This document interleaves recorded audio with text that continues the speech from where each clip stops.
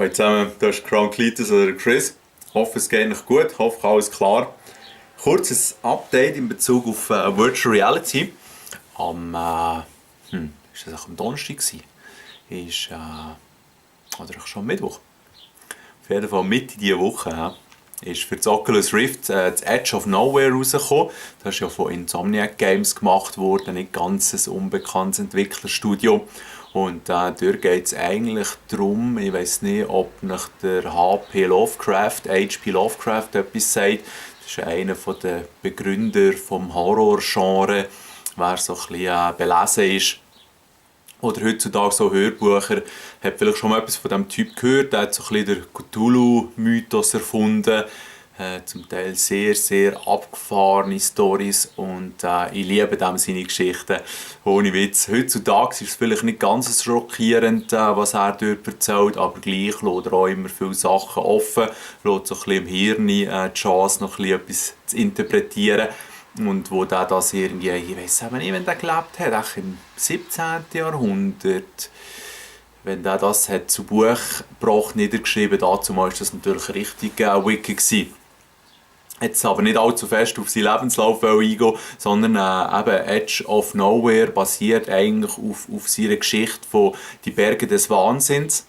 Und dort geht es eigentlich darum, dass so eine Forschungstruppe in die Antarktis zieht und dort halt einfach vor wahnsinnige Herausforderungen gestellt wird, unglaubliche Sachen erlebt und das Game ist höchstens Standard, wirklich 70% Spielerspaß von 100, ein gutes 7 von 10 würde ich höchstens geben, weil ich jetzt extra gestern noch mal schnell das Hörbuch gelesen zu «Die Berge des Wahnsinns» und es hat so viel Potenzial gehabt, aus dem irgendwie ein atmosphärisches Game zu machen und effektiv ist es dann einfach so Standardkost geworden, wo so ein bisschen rumklettern kannst, zum Teil musst du ein bisschen schleichen, musst vielleicht mal ein bisschen schiessen. Es hat den einen oder anderen Schockmoment, es hat ein paar wirklich coole Ansätze, aber sie haben effektiv nicht wirklich etwas daraus gemacht. Ich habe es jetzt durchgespielt, mit 3 oder 4 Stunden ist es auch nicht allzu lang, aber im Virtual Reality Umfeld gibt es momentan eh nicht mehr ein richtiges Game und von dem her sind so ein paar Stunden auch schon noch easy. Also es ist eigentlich auch schade, kostet 40 Steine, ist natürlich überhöht, wie momentan fast jedes Virtual Reality Game oder eben so Tech-Demo-Spiele. Ja, gleich habe ich es unbedingt ausprobieren, wie gesagt, ich liebe die Geschichte. Ich finde es unglaublich faszinierend und es ist schade, dass die nicht mehr daraus gemacht haben. Und es hat so ein bisschen den Eindruck, es hat ein Team an dem geschafft, wo gar nicht verstanden hat, um was es eigentlich geht bei dieser Story. Naja, wer ein Oculus Rift hat in irgendeiner Form und gerne mal ein richtiges Game wieder möchte spielen, wieso nicht? Aber vielleicht auch mal darauf warten, dass es dann vielleicht ein bisschen günstiger wird oder irgendeinen besseren Nachfolger wird geben. Ja, das ist wirklich ein bisschen schade, aber es ist auch keine Totalkatastrophe. Was eine Totalkatastrophe ist, und das habe ich sicher schon ein bisschen vorinformiert, teilweise, ist der HTC-Support. Dort bin ich jetzt wirklich seit letzten Freitag, also nicht gestern, der Freitag, sondern Freitag letzte Woche, bin ich mit denen dran gewesen. Und ohne euch jetzt wirklich jedes Detail fortsetzen, möchte ich ganz kurz zusammenfassen. Ich habe, wie gesagt, am Freitag, ich tue noch kurz das Datum checken.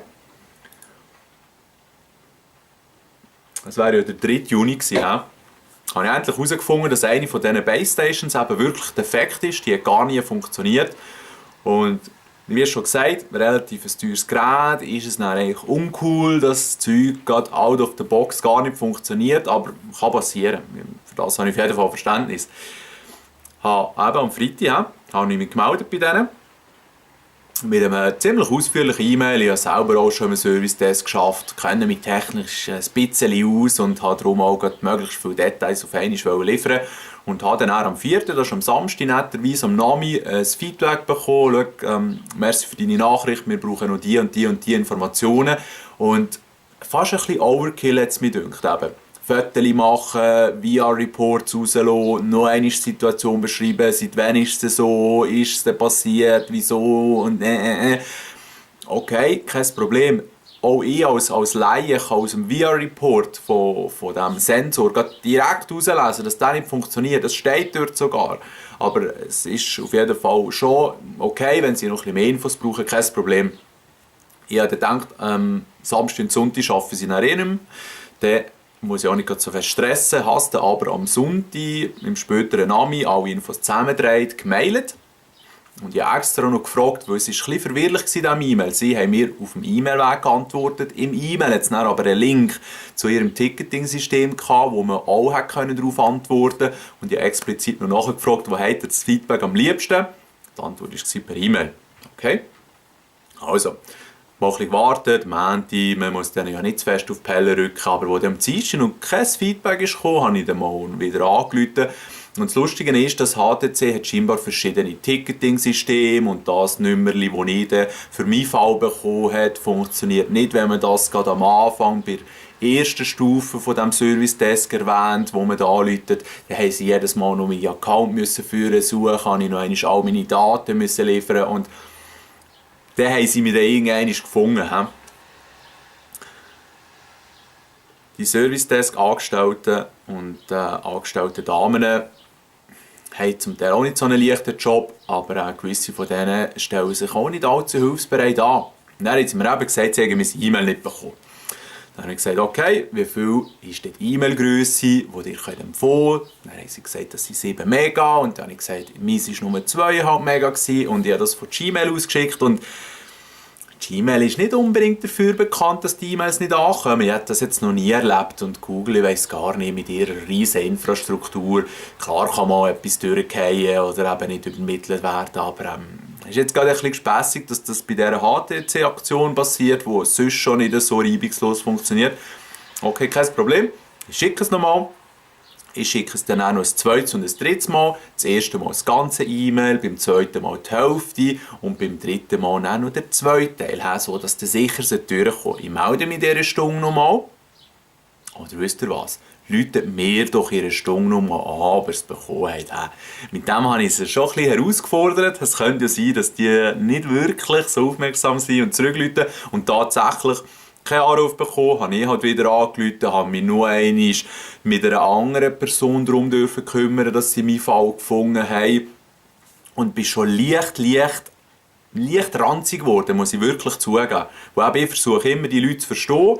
Und auf der anderen Seite, wenn dann aber der Kunde nicht unbedingt so gut verstanden und betreut wird, stimmt es dann für mich nicht mehr so ganz. Also, sie hat das E-Mail nicht bekommen. Ich soll es doch noch einmal schicken. Dann habe ich gesagt, hört mal, jetzt ist das in dem Sinne fast 4-mal durchgeschickt worden. Wenn wir jetzt weiter das Spiel machen, mit «Schick es doch nochmal», dann sind wir vielleicht eine Woche noch dran, weil das Problem ist vielleicht nicht auf meiner Seite. Ja, sie schauen und eine Spezialistin sich dann bei mir melden innerhalb der nächsten Stunde. Tatsächlich einen Anruf bekommen. Ja, nein, das ging eben nicht. Irgendwie sind die Nachricht immer noch nicht angekommen. Wir können etwas anderes probieren. Ich soll mich doch mal beim Live-Chat melden und dort dann sagen, sie sollen mehr zu dieser Spezialistin transferieren. Live-Chat gestartet und dann hat der Techniker im Live-Chat keine Blasse gehabt, dass man überhaupt transferieren kann. Und die Spezialistin hat gemeint, dass sie meinen Chat gar nicht sieht und ich habe langsam gedacht, hey, nein, es ist ja richtig leid, wenn das bei euch läuft.